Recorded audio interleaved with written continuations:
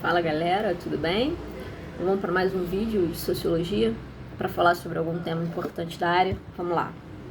Matéria do terceiro ano é Estado na visão de Max Weber. Max Weber é um dos pensadores, um dos pais da sociologia, né? Weber observou que o Estado, o poder estatal está diretamente como é que eu posso explicar? Ele está diretamente atrelado e conectado com uma burocracia, tanto militar quanto civil. E aí, aqui a gente já tem uma primeira questão para a gente pensar aqui. Muita gente fala de burocracia, mas muita gente não sabe definir o que é burocracia, né? E a burocracia é o aparato do Estado técnico, né? É a parte administrativa que trabalha com o racional. Vamos sempre lembrar aqui o seguinte, quando a gente começou a estudar Weber, e aí aqui no canal tem um vídeo sobre Weber, Weber vai dar muita ênfase a essa questão da racionalidade, do entendimento dessa racionalidade. E vamos lembrar o seguinte, ele é um dos pais da sociologia. O que ocorreu no momento em que as ciências sociais surgiram? Essa tentativa de compreensão do social com o olhar científico. A gente tem ali naquele primeiro momento, e em momentos que se seguiram, essa cisão entre razão e emoção, né? Então a razão vai trabalhar com questões relacionadas ao raciocínio, e aí esse raciocínio ele vai estar desatrelado da ideia de paixão. A emoção trabalha com paixão. Então tudo que se refere à razão tem que ter uma técnica, uma racionalidade que pressupõe uma justiça, uma vez que não vai classificar as pessoas por questões emocionais ou passionais, e sim por critérios racionais de seleção, né? Então, a burocracia do Estado, quando ele diz aqui, ele está falando sobre o uso de critérios técnicos para fazer esse Estado com letra maiúscula, funcionar, certo? Então, a questão são profissionais especializados com um aparato técnico-administrativo. Quando Weber fala de burocracia, ele está falando sobre isso. Então, a seleção desses profissionais tem que obedecer critérios racionais. Então, quando a gente tem concursos públicos, a ideia, na teoria, né, e assim deveria ser na prática, vão ser selecionados os que conseguirem naquela avaliação específica ali. Desculpem o barulho da rua, mas enfim, não tenho muito como melhorar isso, mas vamos lá. Vão conseguir passar naquele critério de seleção os indivíduos que naquele processo avaliativo ali conseguirem ter melhores resultados racionais. Então, quando a gente vê hoje em dia, e a gente vê muito, né, fraudes em concursos, porque pessoas passam na frente de outras, são critérios que não são racionais, são critérios de escolha. A razão vem com o intuito de diminuir injustiças, né? De trabalhar com seleção especializada, sem priorizar grupos específicos, né? Por isso que a gente fala que o nepotismo é um absurdo. Por quê? Porque você tira o critério racional de qualquer seleção. Não tem seleção, né? Você colocar pessoas conhecidas, pessoas queridas ou pessoas por algum motivo político em que se deva favores, né? E aí são questões também que fogem completamente do conceito básico de política, né? Que ficou bastante distorcido, enfim. Mas aí vamos voltar aqui para Weber. Ele define o Estado, o poder estatal, o poder do Estado, ele está repleto de uma burocracia, ou seja, quando ele fala de burocracia, ele está trabalhando com o uso da razão, sendo fundamental nessa escolha desses profissionais especializados, para fazer funcionar esse Estado. Então, o Estado, quando a gente fala do Estado na visão de Weber, a gente está falando de um Estado extremamente pesado em termos burocráticos, tá? E aí o que acontece? Ele observa que esse poder, né, que o Estado exerce, na verdade o Estado, ele, na definição weberiana, ele tem uma relação, ele detém uma relação de domínio dos homens da sociedade civil mediante o uso da violência. Mas aí, olha só que interessante, essa violência, na visão da análise weberiana, é uma violência considerada legítima. O que é legítimo? Que está dentro da lei. E ela é exercida numa associação obrigatória que organiza essa dominação.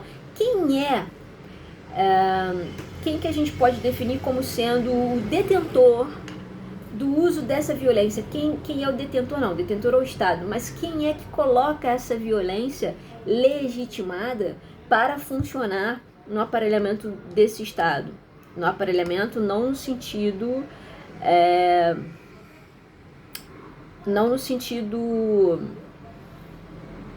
crítico, não, no sentido de funcionamento do Estado, tá? Quem que coloca essa violência para funcionar? Qual é o órgão que tem o uso legítimo dessa violência para manutenção do Estado? Os órgãos que compõem a segurança pública de um Estado. Esse Estado que eu estou falando aqui sempre é o Estado-nação, tá? Estado com letra maiúscula, eu estou falando de países. Então, olha só que interessante. Ele observa que esse domínio que o Estado exerce sobre os indivíduos, existem 3 formas de dominação na teoria weberiana: dominação tradicional, dominação carismática e dominação legal. Tradicional, ela está baseada no uso dos costumes, normas e valores tradicionais, tá? E ela traz consigo um conformismo, ou seja, geralmente, quando as pessoas são dominadas com majoritariamente esse domínio, majoritariamente, ou seja, em maior quantidade, com esse domínio tradicional, há um conformismo. E quando que isso foi exercido? Em momentos com patriarcas, com príncipes, né? Quando você tem uma monarquia em que as pessoas, elas seguem ali o que está determinado e não há espaço para tentar modificar isso. Há um conformismo, tá? Na dominação tradicional. Então ela está diretamente atrelada à ideia de tradição, de manutenção de valores, de costumes, de regras, de normas, certo? Qual é a outra dominação? Dominação legal, legitimada no Estatuto da Competência Funcional. O que é isso? Quando eu estou falando legal aqui, esse legal, estou falando de legislação, lei. Então, estatuto é como que funciona, né? Como que está elencado essa quantidade de leis. Beleza? Então, os servidores do Estado, eles são dominados por um estatuto. O domínio que é exercido para pessoas, né? Elas seguem o estatuto, os servidores de um Estado, tá? Então, o Estado é uma das organizações burocráticas da sociedade que exerce o domínio legal, porque dentro de uma legislação, ok?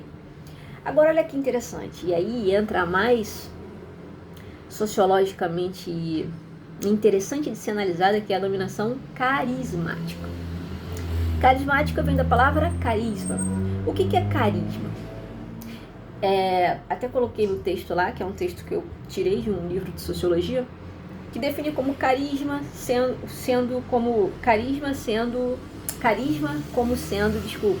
o dom da graça, né? Então, assim, uma pessoa carismática, ela tem esse carisma como sendo algo divino.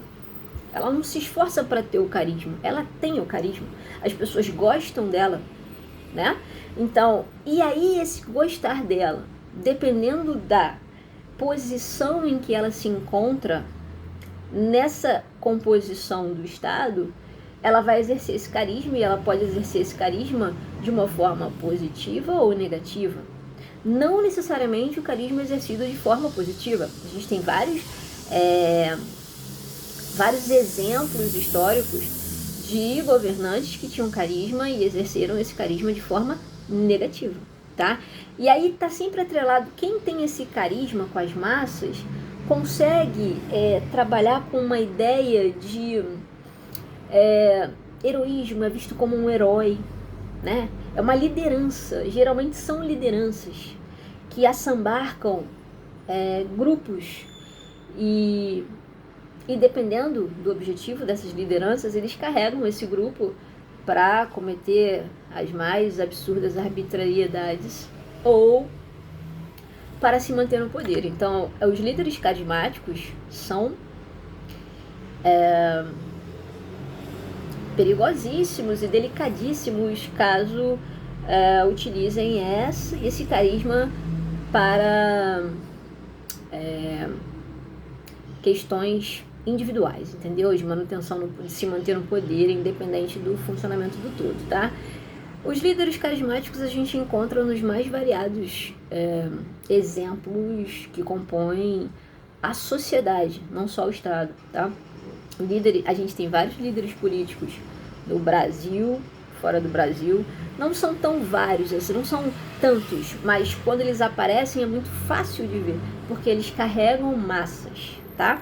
Com eles. A gente tem isso no campo religioso, a gente tem isso no campo militar, tá? Os heróis revolucionários geralmente são carismáticos. Então, quando ele definiu essa dominação, que ela pode ser estabelecida, dividida em três, é importante a gente saber qual é a diferença dessas três que eu acabei de explicar aqui para vocês. Tradicional vai dar ênfase aos valores, aos costumes, às regras. Geralmente é uma dominação que trabalha com o conformismo de quem é dominado. A dominação legal, que está baseada num estatuto de composição de leis e a competência funcional desse estatuto, tá? E a dominação carismática, que é representada e exercida por líderes que têm carisma, ou seja, o que eles dizem as pessoas acreditam porque tem neles uma visão quase divina, tá? E isso também a gente encontra tanto em partidos políticos quanto em líderes religiosos, líderes revolucionários, ok? Então, para não ficar muito extenso, vou terminar aqui, mas a visão de Estado de Weber, quando a gente pergunta assim, para Weber, como ele vê a estrutura do Estado? É uma estrutura pesada, baseada na burocracia, tanto militar quanto civil. E o Estado, ele detém essa relação de domínio sobre os homens com o uso legítimo, legitimado, que está dentro de uma legislação, o uso legítimo da violência, para controlar essa dominação. Tá bom? Então, espero que vocês tenham entendido e até o próximo vídeo.